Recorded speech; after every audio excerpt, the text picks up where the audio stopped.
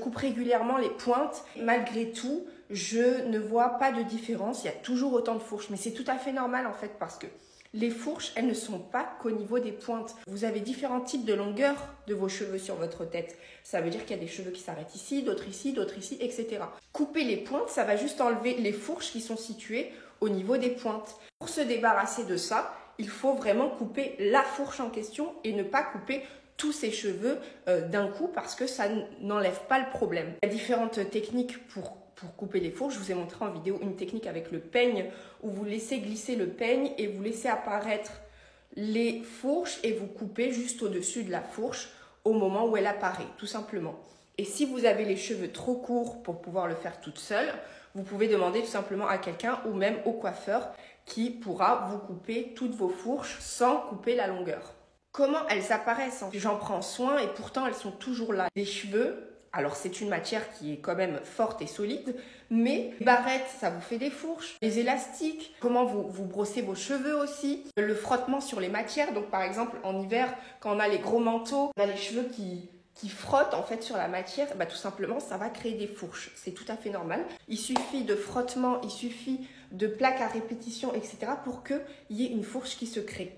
Donc si tu veux éviter les fourches, il faut en prendre soin, mais il ne faut pas se dire j'en aurai plus jamais en fait. Ça arrivera parce que bah voilà, on se détache les cheveux, on les peigne. Si vous n'allez pas couper votre fourche, remontez petit à petit et à se dédoubler jusqu'à remonter jusqu'aux racines finalement. C'est comme un fil. Vous voyez quand vous enlevez un fil que vous n'auriez pas dû toucher tout simplement, il aurait fallu couper ou même brûler pour éviter d'enlever tous les autres fils, bah, c'est exactement la même chose. Quand il y a un fil qui dépasse, on ne va pas l'enlever. Il ne faut surtout pas la dédoubler avec les doigts, il faut la couper juste au-dessus pour resolidifier et éviter qu'elle n'abîme encore le reste de la fibre qui est en bon état.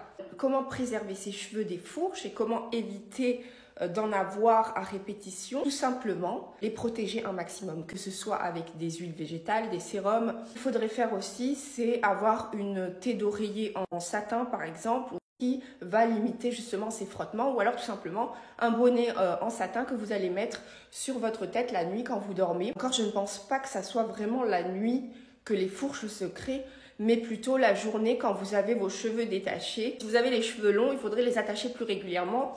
Il faudrait faire des coiffures protectrices de type des tresses, des chignons, des choses comme ça. Parce que bien évidemment, aucun produit ne répare vos cheveux.